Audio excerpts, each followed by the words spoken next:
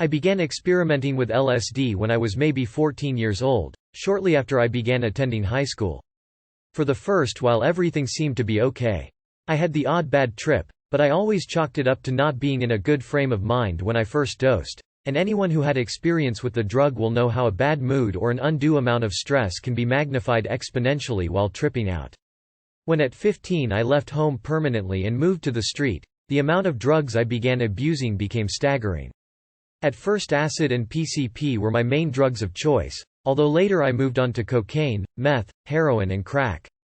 While I never became overly dependent on any of these drugs, with the exception of heroin, where I had a short-term addiction that lasted approximately 6 months and then I was able to kick, luckily for good. But I digress. Acid was becoming the drug I returned to more and more. By the time I was 16 years old, dosing 20 to 30 hits worth of liquid was becoming a normal routine for me. The bar we frequented when I was younger was a hangout for a number of the acid dealers that hung out in my particular scene, and at the end of a night they would often pour the leftovers of the sheets they'd been laying into our pitchers of beer, sometimes 75 to 100 hits at a time, split between 5 or 6 people. So large doses of LSD became very common. The experience that completely turned me off of the drug was about 4 years ago, when a friend of mine showed up in the park where me and a couple of other guys were hanging out with a swish bottle filled with about 300 hits of liquid mixed with some Gatorade. The 4 of us decided to split the bottle up and trip around the city for an evening. We passed the bottle around, taking sips. That's why I say approximately 75 hits is the dose I took, because I'm just splitting the 300 hits 4 ways. I suppose it could have been 50 I drank, or 100, it's impossible to know for sure. Within 45 minutes I was higher and more out of my mind than I'd ever been in my entire life, and I was no amateur when it came to drug abuse. By the time I was peaking hours later, I was unable to move, speak or comprehend events occurring around me in even the usually disjointed way a person is able to when tripping on a more tolerable dose.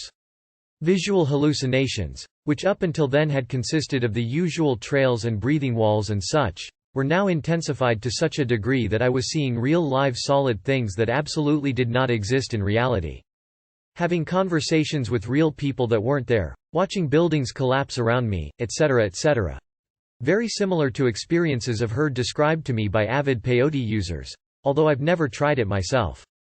Now, I'm sure there are a lot of people out there who have experienced the kind of horrible trip where you're convinced you are not going to ever come down off the drug, the kind where, as soon as you start to come down, you realize how silly you were forever thinking otherwise, yet the underlying terror remains. Now, imagine this multiplied 100-fold. I was so completely out of my mind that suicide began to look like a very viable, even pleasurable, option, not because of any depression or lack of will to live, but simply to make the trip end. I remember bashing my head against a wall at one point to try and knock myself unconscious.